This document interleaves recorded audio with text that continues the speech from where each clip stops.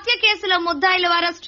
ఉత్తరప్రదేశ్ రాష్ట్రానికి చెందిన వినీత్ శ్రీవాస్తవ అనే 26 సంవత్సరాల యువకుడిని పేర్నమిట్ట మంగమూరు రోడ్డులో రాంబాబు వెంచర్ దగ్గరలో ఉన్న సాగర్ కాలువ దగ్గర ధ్రువ్ చంద్రవర్మ, రామ్ చరణ్ అనే ఇద్దరు వ్యక్తులు అతి కిరాతకంగా హత్య చేసి సాగర్ కాలువలో పడేశారని, గంటల వ్యవధిలో ముద్దాయిలను పట్టుకోవడం జరిగిందని క్రైమ్ జిల్లా అదనపు ఎస్పీ శ్రీధర్ బాబు తెలిపారు.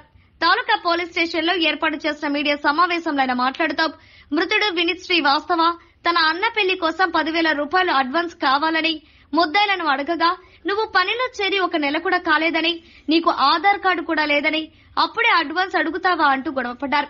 అదే రోజు రాత్రి 12:30 సమయంలో మృతుడు ఆర్టీసీ బస్టాండ్ వద్దకు వెళ్దామని ముద్దాయిలను బైక్ పై తీసుకుని మొంగమూరు రోడ్డుకి వెళ్లారు. అక్కడ ముగ్గురు గొడవపడి ఇద్దరు ముద్దాయిలు వాస్తవను కత్తితో పొడిచి చంపి సాగర్ కాలువలో పడేశారు. వీఆర్ఓ సంజీవరావు ఫిర్యాదు మేరకు కేసు దర్యాప్తు చేసి గంటల వ్యవధిలోనే ముద్దాయిలను అరెస్టు చేశారు. మీడియా సమావేశంలో ఒంగోలు డీఎస్పీ ఎం కిషోర్ బాబు, సిఐ జగదీష్, తాలూకా సిఐ ఎం విజయ్ కుమార్లు పాల్గొన్నారు. జిల్లా ఎస్పీ సుమిత్ సునీల్ గరుడ్ అభినందించారు. ఈ నెల 23 తారీఖు అంటే మొన్న ఆదివారం ఒక ఒంగోలు తాలూకా లిమిట్స్లో ఒక మర్డర్ జరుగుతుంది. దీంట్లో మృతుడు వినీత్ శ్రీవాత్సవ, ఇతను సన్ ఆఫ్ ముకుల్ లాల్, ఇతను రాజ్బాపుర గ్రామం, సిద్ధార్థనగర్ జిల్లా, ఉత్తరప్రదేశ్ రాష్ట్రానికి చెందినవాడు. ఇతను POP plaster of Paris ceiling పనుల నిమిత్తం 20 రోజుల క్రితం ఒంగోలుకు వస్తాడు. ఇతన్ని ధ్రువ్ చంద్ వర్మ, ఇతను కూడా ఉత్తరప్రదేశ్ చెందినవాడే, కానీ ఇతను దాదాపు 20 సంవత్సరాల క్రితం ఒంగోలుకు వచ్చి ఉంటాడు. ఇంతో పాటు రామ్ చరణ్ అంటే ఇతను కూడా పిఓపి పనులు చేసేవాడు. ఇతను బలరాంపూర్, ఉత్తరప్రదేశ్ చెందినవాడు. సో ఇద్దరు ముద్దాయిలు ఈ మృతుడు వినీత్ శ్రీవాత్సవని చంపుతారు. ఎందుకు చంపుతారు? ఈ కేసు పూర్వపరాల్లోకి వెళ్తే, ఈ వినీత్ శ్రీవాత్సవ అనే అతను హైదరాబాద్లో ప్లాస్టర్ ఆఫ్ ప్యారిస్ పనులు ఉత్తరప్రదేశ్ నుంచి వచ్చి చేసుకుంటూ ఒక 20 రోజుల క్రితం ఒక స్నేహితుడి ద్వారా ఒంగోలు ఇట్లాంటి పనులు అక్కడ పనులు ఆగిపోతే దొరకకపోతే ఇక్కడికి వచ్చి వీళ్ళతో ఈ ధ్రువ్ చంద్ వర్మ, రామ్ చరణ్ మరియు కొంతమంది వాళ్ళ సహచరులు వీళ్ళందరూ పని చేసుకుంటే వీళ్ళకి వచ్చి పని అడుగుతాడు. ఇతన్ని కూడా పనిలోకి పెట్టుకుంటారు. ఈ తరచూ వీళ్ళ మధ్యన ఈ డబ్బుల విషయంలో గొడవలు వస్తుంటాయి. అదే క్రమంలో ఆదివారం కూడా వీళ్ళంతా కూడా ఇతను జీతం డబ్బులు అడుగుతాడు. ఇతను మీ ఆధార్ కార్డు ఏ డీటెయిల్స్ నువ్వు లేకుండా నువ్వు ఉద్యోగంలో తీసుకున్నాము, 20 రోజులు తిరగకముందే మళ్ళీ మమ్మల్ని డబ్బులు అడుగుతావేందని చెప్పి వీళ్ళు గట్టిగా అరిస్తే అతను తిరిగి కొడతాడు. ఎవరిని తిరిగి కొట్టడం జరుగుతుంది. సో అందరూ సహచరుల ముందు అందరి ముందు కొట్టడంతో ఇతను అవమానం ఫీల్ అవుతాడు. ఫీల్ అయ్యి ఎట్లయినా అంటే తరచూ గొడవ పడుతున్నాడు వీడు నాతోటి, తర్వాత వీడు ఎప్పుడు మనకి ఇబ్బందిగా తయారయ్యాడు, అందులో కొంచెం హ్యూమిలియేషన్ ఫేస్ చేసి వీళ్ళందరూ ఒక ప్లాన్ రచిస్తారు. ధ్రువ్ చంద్ వర్మ, రామ్ చరణ్.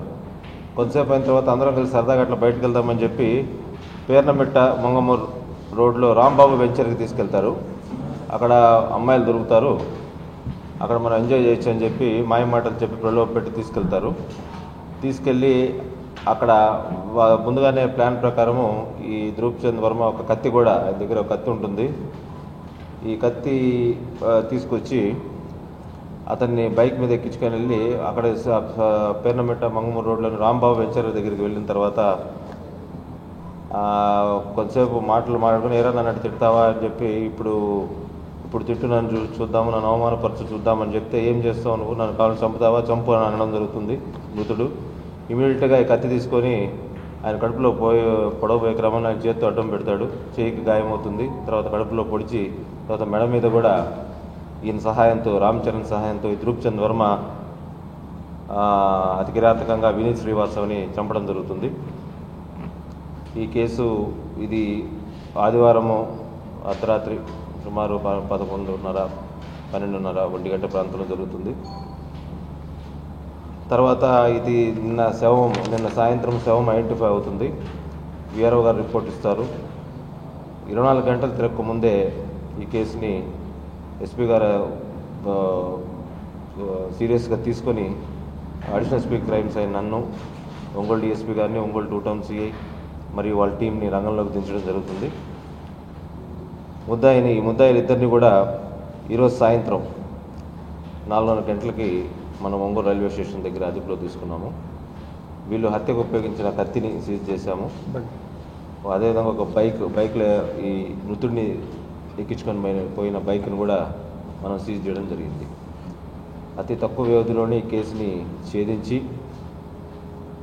ముద్దాయిలను పట్టుకొని వాళ్ళని రిమాండ్కి పెట్టిన ఈ టీమ్స్ అందరినీ కూడా ఎస్పీ గారు అభినందించారు.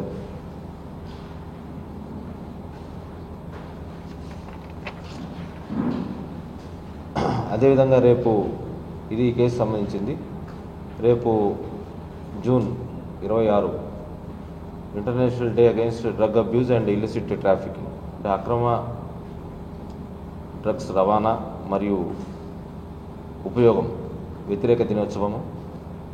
అందరూ కూడా పదే ప్రజల్ని మేము అవేర్నెస్ తీసుకురావడం జరుగుతుంది. అదేవిధంగా ఎవరైతే ఈ డ్రగ్ ప్లాటర్స్ ఉన్నారో వాళ్ళ మీద కఠినమైన చర్యలు తీసుకునే ప్రాసెస్లో మీ అందరూ కూడా ప్రజల నుంచి మరియు మీడియా నుంచి మాకు సహకారం కావాలి, ఇన్ఫర్మేషన్ కావాలి. ఎవరైతే ఇటువంటి కార్యక్రమాలకు పాల్పడుతున్నారో ఇమీడియట్గా పోలీసు వారికి ఇన్ఫర్మేషన్ ఇస్తే వాళ్ళని పట్టుకోవడం జరుగుతుంది.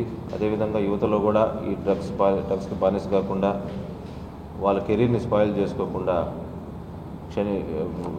మొమెంటరీ సుఖం కోసం, తాత్కాలిక సుఖం కోసం వాళ్ళ ఫ్యూచర్ని పాడు చేసుకోకూడదని పోలీసు వారి తరపు నుంచి, ఎస్పీ గారి తరపు నుంచి మేము మనవి చేసుకుంటున్నాం.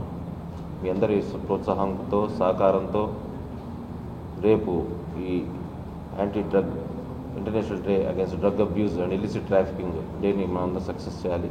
అదేవిధంగా డ్రగ్ ఉపయోగం అనేది సమాజంలో యువతలో ఎక్కువ అవేర్నెస్ తీసుకురావడం, తర్వాత ఈ డ్రగ్ పెడ్లర్స్ ఎవరైతే అఫెండర్స్ ఉన్నారో వాళ్ళందరినీ చట్టం పరిధిలోకి తీసుకురావడం కూడా జరుగుతుంది. Thank you.